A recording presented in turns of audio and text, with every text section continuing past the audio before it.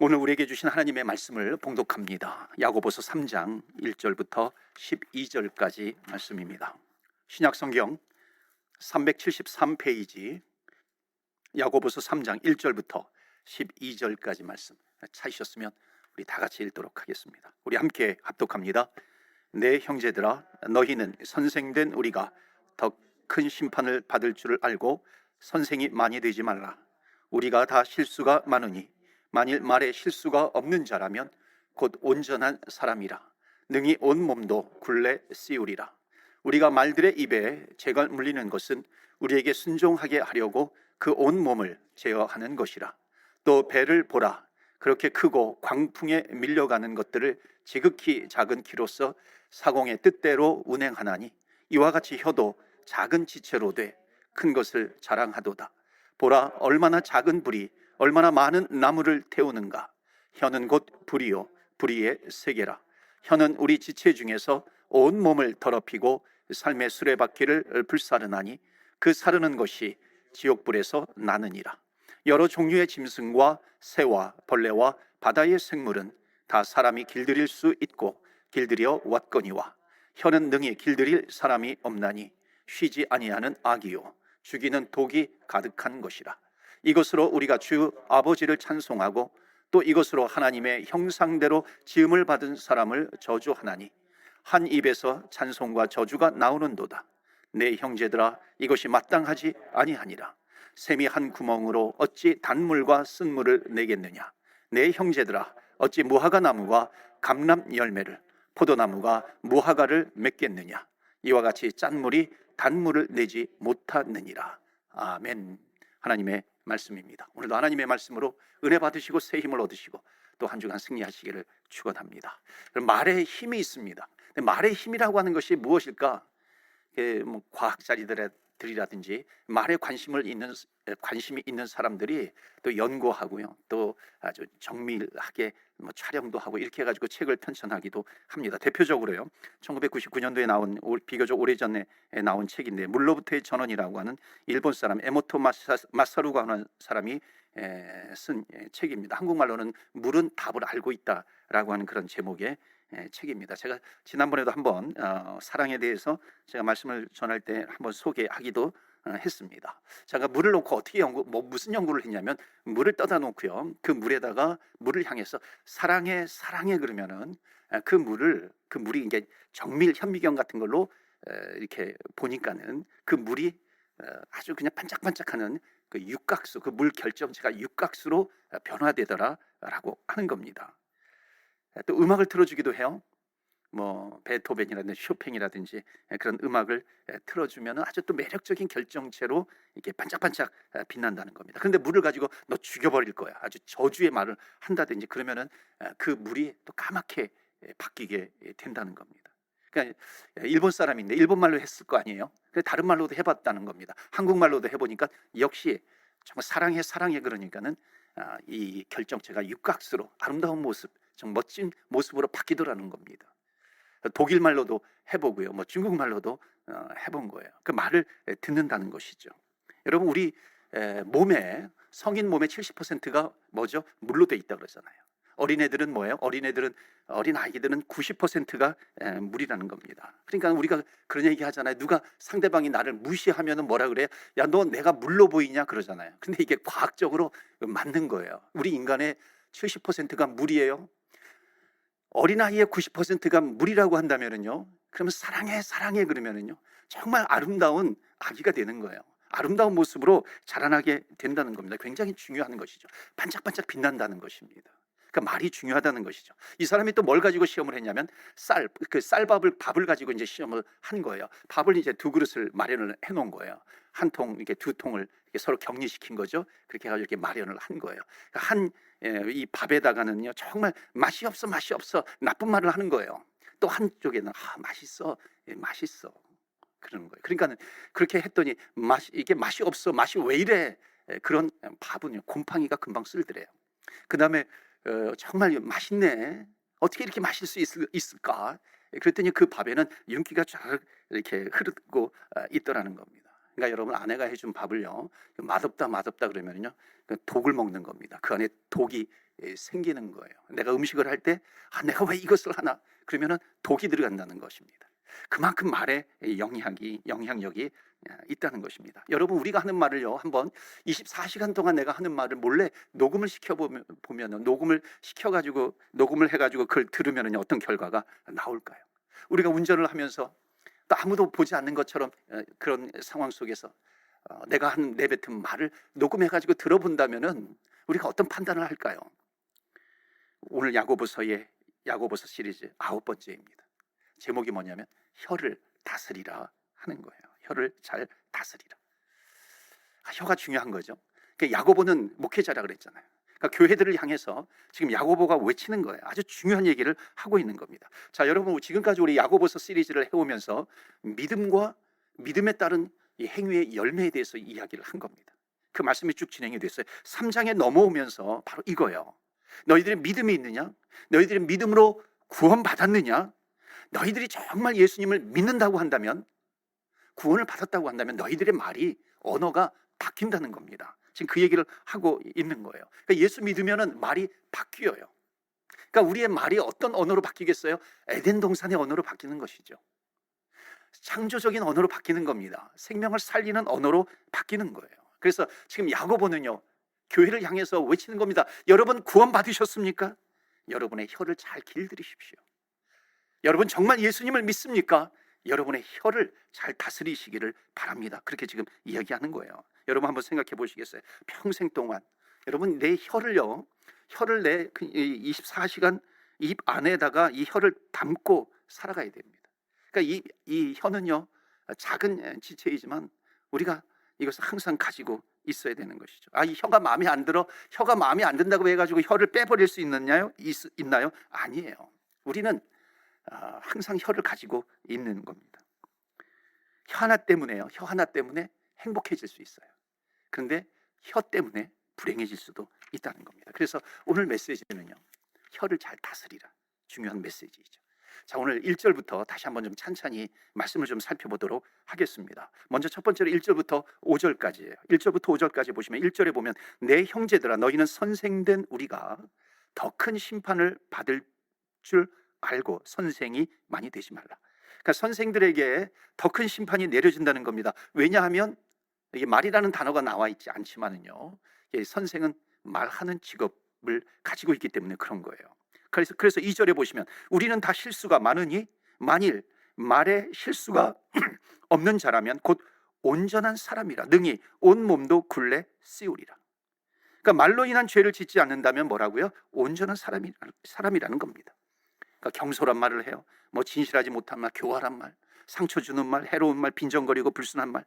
그러니까 이런 말로, 언어로, 혀로 죄를 짓지 않으면은 그 사람은 참으로 온전한 사람이 된다. 그러니까 말을 잘 통제하면요, 말을 잘 다스리면 성숙한 사람이 된다는 것이죠. 그래서 혀를 제어해라, 혀를 다스리라, 혀를 길들이라, 그렇게 지금 말씀하고 있습니다. 만약에 혀를 길들이면은 내 삶을 길들일 수 있다는 것입니다. 자, 그래서 그 예가 이제 두 가지 예가 3절 4절에 하나씩 나오는 겁니다. 3절에 보면 우리가 말들의 홀스에 타는 말들의 입에 재갈 물리는 것은 우리에게 순종하게 하려고 그 온몸을 제어하는 것이라. 그러니까 작은 물건이, 재갈은 작은 물건이잖아요.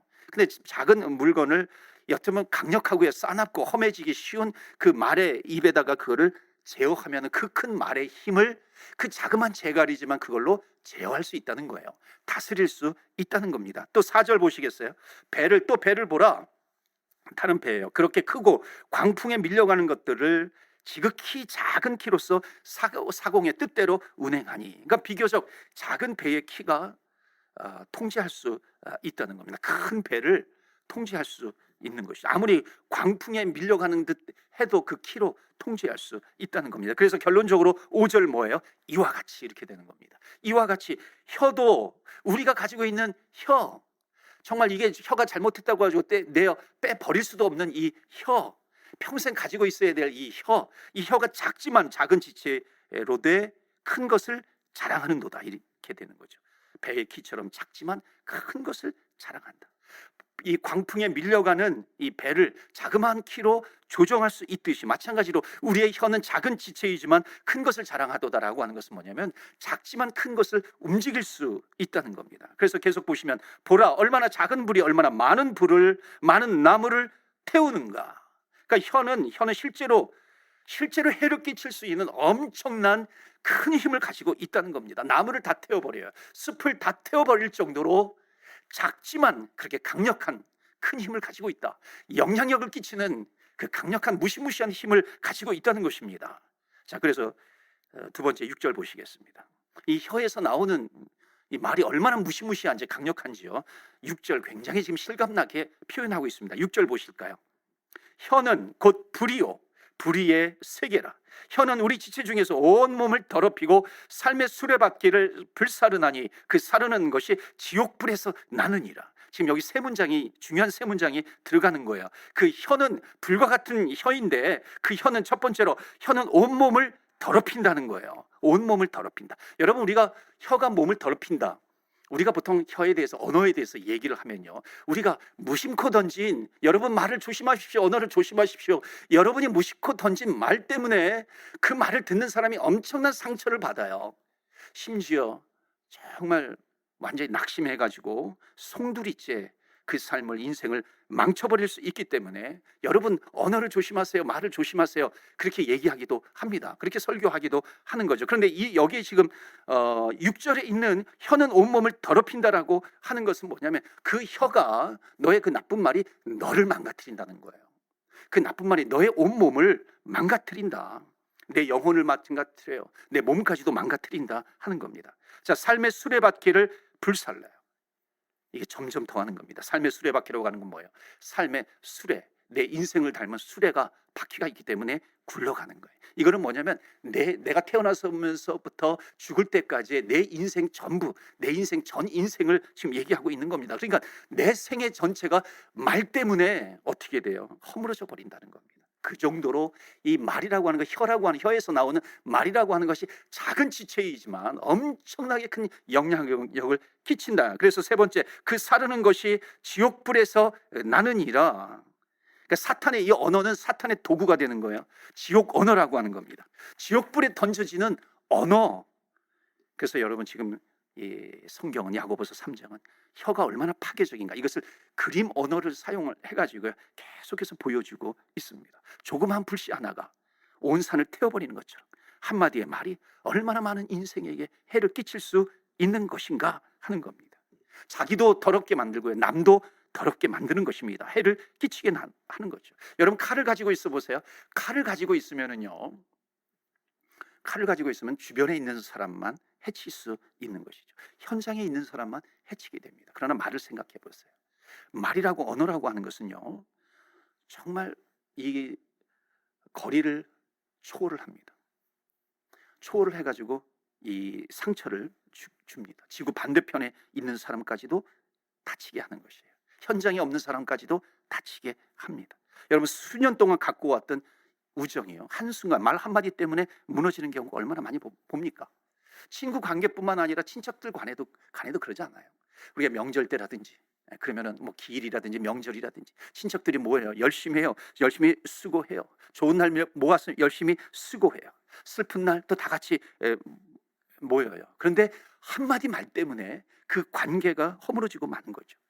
부모와 자식 간에도 마찬가지입니다. 참지 못하고 내뱉는 그 말이 정말 걷잡을 수 없는, 그 관계를 걷잡을 수 없는 정말 회오리 바람 안에 들어가게 해가지고 그 관계를 멀어지게 만드는 것입니다. 사랑으로 시작한 부부도 마찬가지이죠. 참지 못하는 말 한마디 때문에 그 깊은 관계가 종지부를 찍게 되는 것입니다.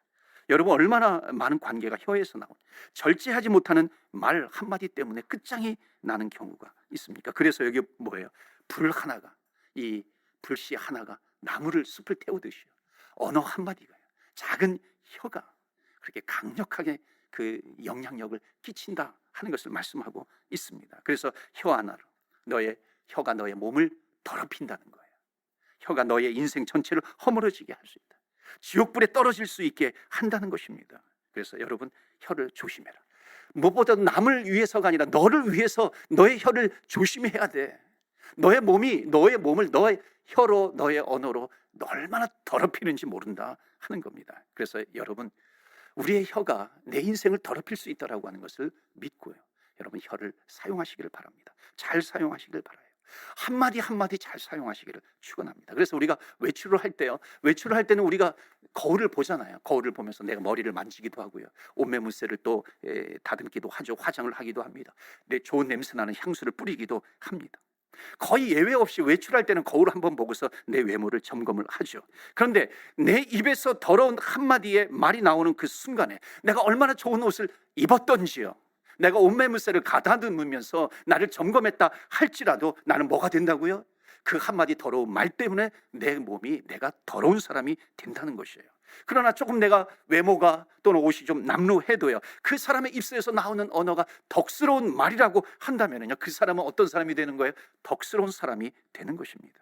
제 아무리 외모를 꾸며도 말이 훈련되지 않는 사람은요, 그 한마디의 말로 자기의 몸을 더럽힐 수 있다는 것이에요.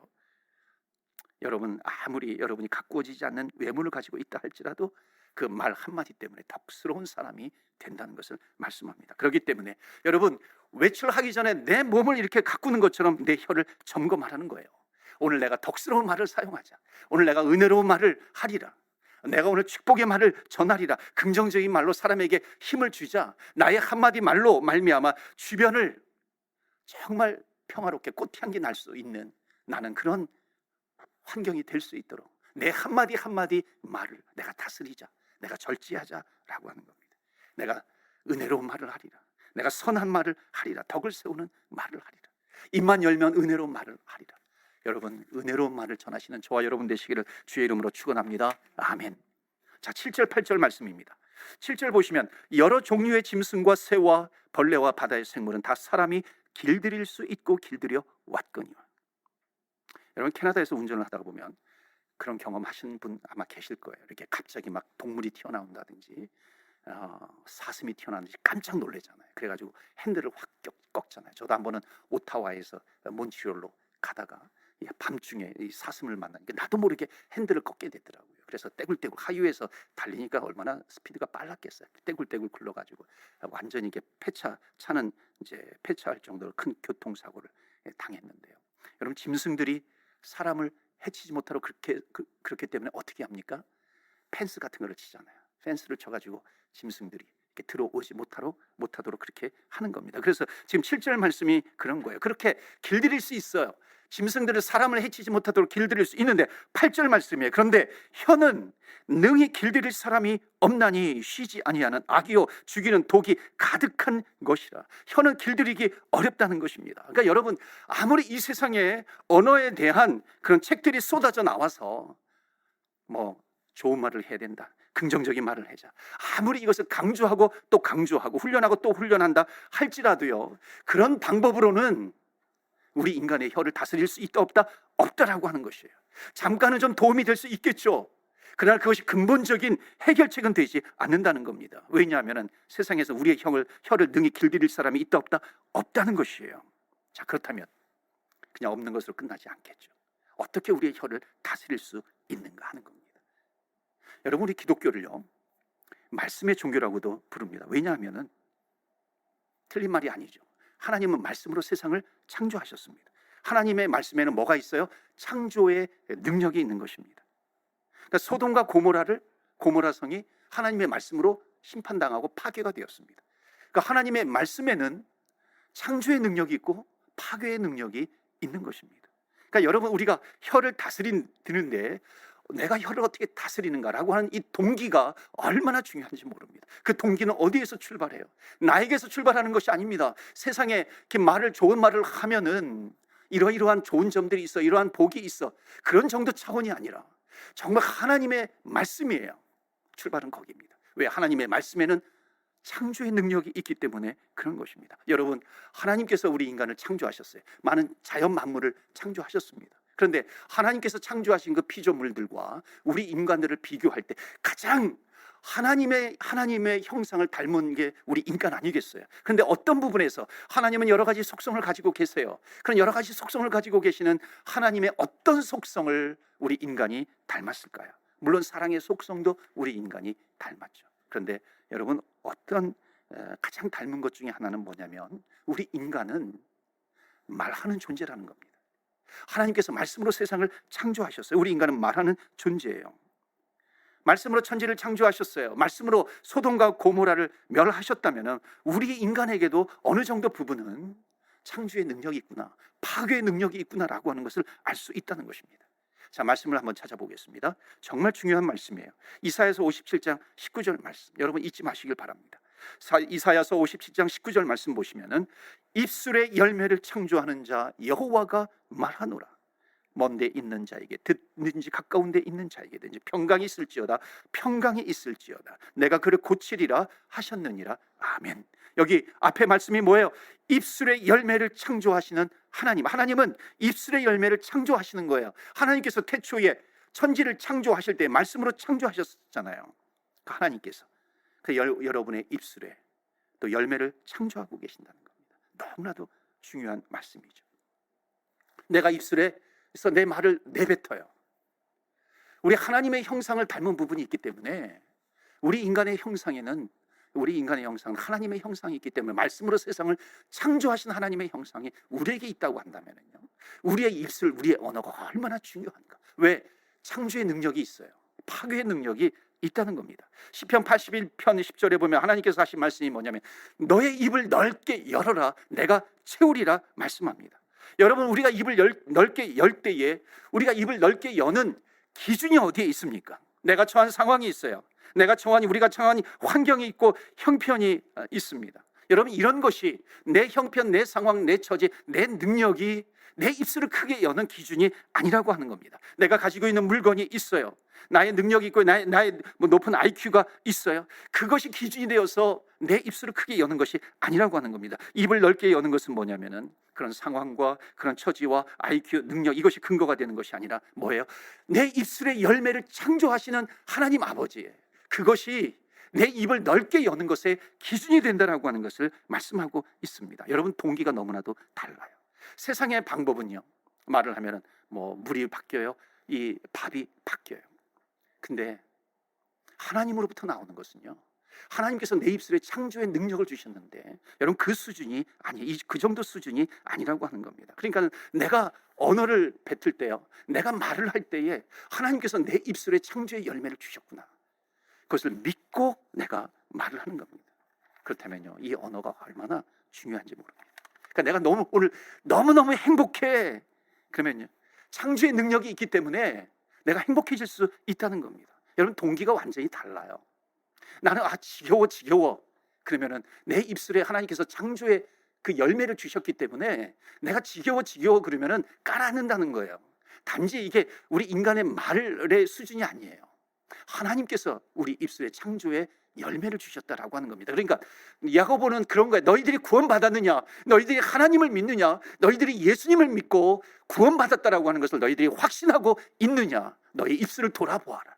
정말 너의 입술이 하나님께서 내 입술에 창조의 열매를 주신 것을 너희들이 믿고 사용하고 있느냐, 지금 야고보는 강조하고 있는 거예요. 그런데 어떻게 내가 지겨워 그러겠어요? 그럼 창조의 능력이 있기 때문에 하나님의 말씀으로 소돔과 고모라를 파괴시켰는데 그 입술에서 나오는 파괴의 언어가 또 내가 사람을, 세상을 파괴시킬 수 있다는 거죠. 그러니까 부부 사이에도 내가 당신 만나서 너무너무 행복해, 그러면 하나님께서 그 말씀을 듣고 창조의 열매를 우리에게 허락하신다는 겁니다. 그러니까 그 인간의 몸이 결국 행복한 인간의 몸이 될 수 있도록 세포가 그렇게 배열이 되는 거예요. 근데 서로 못 잡아 먹어가지고 시비 걸고 험악한 말을 하면은요, 그게 그대로 창조의 열매를 맺게 된다는 것입니다. 그러니까 짜증나 그러면은요, 내 몸이 그 말을 듣는 거예요. 왜? 이 창조의 열매를 맺기 때문에 그렇습니다. 어떤 분이 그래요. 갱년기라서 내가 짜증나고 죽을 것 같다 그래요. 아니에요. 여러분, 갱년기라서 짜증나고 죽을 것 같은 게 아니에요. 우리의 혀 때문이에요. 우리의 입술 때문입니다. 그래서 입술의 열매를 창조하시는 여호와 하나님을 의지하고 파괴하는 언어가 아니라 생명의 언어, 살리는 언어. 여러분, 이 언어를 외치시는 저와 여러분 되시기를 주의 이름으로 축원합니다. 아멘. 여러분, 그리스도인으로서요, 정말 우리가 조심해야 될 것이 뭐냐면 내가 하는 말. 그런데 좀 더 깊이 들어갑니다. 더욱 중요한 말씀을 전합니다. 왜 우리가 언어를, 혀를 다스려야 되는가? 더 중요한 이유가 있기 때문에 그래요. 여러분, 우리 예수 믿는 사람 크리스찬들이 말을 잘해야 되는 중요한 이유가, 성경을 전체를 놓고 보면 여러 부분의 말씀이 있지만 특히 민수기의 말씀을 보면요, 민수기 14장 말씀을 보시면 하나님과 우리가 내뱉은 언어와의 관계가 아주 정확하게 설명되어져 있습니다. 민수기 말씀은 뭐냐면요, 14장에 보면 이스라엘 백성들이 출애굽했어요. 애굽에서 이집트에서 탈출을 했습니다. 그때 한 200만 명 정도가 출애굽을 한 걸로 알려집니다. 그들은 이집트에서 노예로 살고 있는 것이 아니라 이제 하나님께서 말씀을 주시는 겁니다. 말씀을 주셔서 너희들은 이 이집트에서 노예로 살지 말고 너희들은 이제 거기에서 탈출해라. 거기서 나와가지고 가라. 약속의 땅 가나안 땅으로 가라. 내가 지시하는 땅으로 가라. 주님께서 말씀을 주신 거예요. 그리고 이제 얼마 있다가 가데스 바네아라고 하는 곳에 도착해가지고 거기에서 12명의 정탐꾼을 보냅니다. 여러분, 12명이라고 하는 것은 12, 10이라고 하는 숫자는 완전수입니다. 어찌 보면 이 땅에 살고 있는 그 사람들의 숫자를 말하고 있는 것 같기도 해요. 자, 그런데 그 12명의 정탐꾼 가운데 2명은 여호수아와 갈렙은요, 정탐하고 돌아와가지고 뭐라고 얘기합니까? 그들은 자이언트예요. 그들은 정말 거인들이 있지만 그러나 하나님께서 우리에게 주신 약속의 땅이기 때문에, 하나님께서 말씀해 주셨기 때문에 우리가 믿고 가자, 들어가자라고 하는 겁니다. 하나님께서 가라고 하셨으니 그 말씀을 믿고 달려가자 하는 거죠. 그런데 10명의 이야기는 달라요. 그들은 안악자손의 자이언트야. 우리가 그들과 전쟁을 하면은 우리는 그들의 밥이 될 거야, 그러는 겁니다. 우리는 들어가자마자 다 죽을 거야. 그러니까 우리가 들어가서 전쟁하다가 싸우느니 두 가지를 얘기해요. 하나는 뭐냐면 이 광야에서 그냥 전쟁에서 칼에 맞아 죽는 이 광야에서 고생하더라도 여기서 살다가 죽자. 아니면 두 번째로 애굽으로 돌아가자. 다시 종으로, 세상의 종으로 살아가자. 그렇게 지금 외치고 있는 겁니다. 자, 보세요. 여러분, 2명의 말을 백성들이 들을까요? 10명의 말을 백성들이 들었을까요? 2절 말씀 보세요. 민수기 14장 2절 말씀입니다. 이스라엘 자손이 다 모세와 아론을 원망하여 그 회중이 그들에게 이르되 우리가 애굽 땅에서 죽었거나 이 광야에서 죽었으면 좋았을 것을, 그러는 거죠. 광야에서 죽었으면 좋았을 것을. 3절 말씀 뭐라 그래요? 어찌하여 여호와가 우리를 그 땅으로 인도하여 칼에 쓰러지게 하려 하는가? 우리 처자가 사로잡히리니 애굽으로 돌아가는 것이 더 낫지 않겠는가? 이게 뭐냐면 자기들이 내뱉은 말이라는 거예요. 야, 우리 광야에서 그냥 살다가 죽자. 저기 가나안 땅에 들어가지 말고 우리 애굽으로 다시 돌아가자. 거기는 그래도 좀 고기도 있고 우리가 먹을 음식이 있지 않아? 마늘 있고 부추가 있어. 아마 자기들끼리 속삭였을 수도 있어요. 아마 이걸 하나님께서 이 말을 들었을까? 아마 무심코 내뱉은 말이 있을 수도 있어요. 이 말을 해놓고 그냥 잊어먹었을 수도 있어요. 기억하지 못했을 수도 있어요. 그런데 그 무심코 내뱉은 말이라 할지라도 하나님께서 그 말을 다 들으셨다라고 하는 겁니다. 자, 계속해서 말씀을 좀 보실까요? 26절입니다. 26절부터 30절이에요. 여호와께서 모세와 아론에게 말씀하여 이르시되 나를 원망하는 이 악한 회중에게 내가 어느 때까지 참으랴. 이스라엘 자손이 나를 향하여 원망하는 그 원망하는 말을 뭐라 그래요? 내가 들었노라.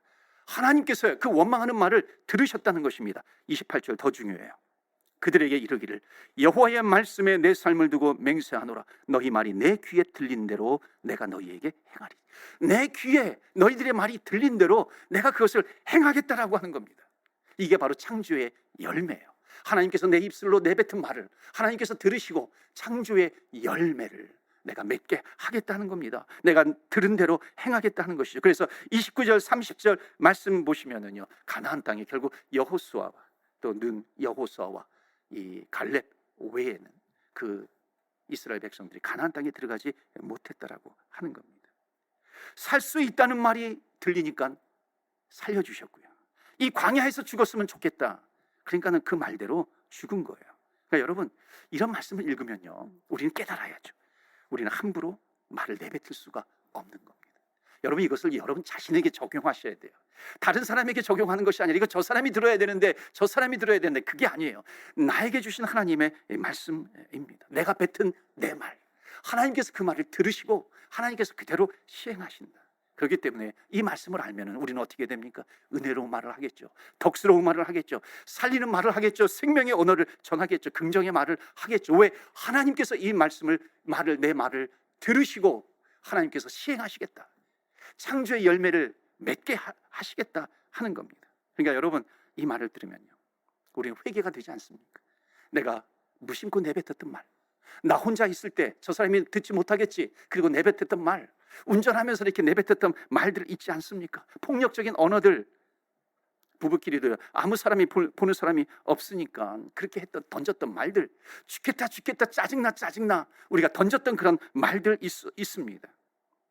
여러분, 그런 말들을 여태까지 얼마나 많이 했는데, 그러면 하나님께서 그 말을 들으시고 그대로 하나님께서 내 입술에 창조의 열매를 맺게 하셨고 들은 대로 시행하셨다고 한다면요, 우리가 여기에 지금 살아서 예배드리는 사람 아무도 없을 겁니다. 왜 그랬을까요? 하나님은요, 끝까지 돌아올 때까지 기다리시는 거예요. 그래도 긍휼이 많으신 하나님, 자비가 많으신 하나님, 사랑이 많으신 하나님, 너희들이 회개하고 돌아오기를 원한다.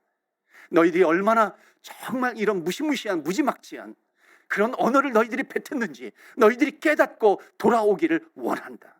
그러나 우리의 언어는요, 하나님 나라의 보따리에 담기는 거예요. 우리가 회개하지 않고 계속해서 그 하늘의 언어의 보따리에 계속해서 담기다 보면은요, 풍선이 터지듯이 어느 날 뻥 터져 버리는 겁니다. 그럼 우리는 죽는 거예요. 그래서 오늘 말씀을 마치고요, 우리가 찬송하고 기도할 때에 여러분 회개하십시오. 정말로 하나님, 내가 뱉은 이 말, 하나님이 이 말을 들으셨다면 정말 살지 못하고 죽을 수밖에 없는 저인데 하나님 그래도 회개할 수 있도록 기회를 주신 것을 감사합니다. 우리가 주님 앞에 기도해야 할 줄로 믿습니다. 지금까지 왜 예수 믿는 사람들이 언어가 왜 이렇게 바뀌지 않을까요? 10년을 믿었어요. 그런데 내 언어가 길들여지지 않았어요. 그 이유가 뭔지 아십니까? 그 이유는 딱 한 가지예요. 하나님이 24시간 동안 내 말을 듣고 계신다라고 하는, 이것을 믿지 않기 때문에 그런 거예요. 하나님께서 내 말을 듣지 않고 계세요. 그럼 언제 하나님께서 내 말을 듣는다고 생각을 하냐면, 내가 예배 드리러 왔어요. 내가 지금 예배를 주님 앞에 드리고 있어요. 내가 무릎 꿇고 기도를 해요. 찬송을 해요. 이때만 하나님께서 내 말을 듣는다고 생각하는 거예요. 예배 드리는 그 순간에만, 기도하는 그 순간에만 하나님께서 내 말을 듣고 계세요. 그러나 그렇지 않아요. 하나님은 예배 드릴 때도 우리의 언어를 듣고 계시고요, 우리가 세상에 나아가서 내가 혼자 있든지 누구와 친구와 함께 있든지 누구와 함께 있든지 거기에서 내뱉는 그 말들도 하나님께서 듣고 시행하시리라 말씀하고 있는 것입니다. 그렇기 때문에 둘이 있어도요, 우리가 그 사이에 대화를 할 때 우리의 혀를 제어할 수 있어야 한다는 것입니다.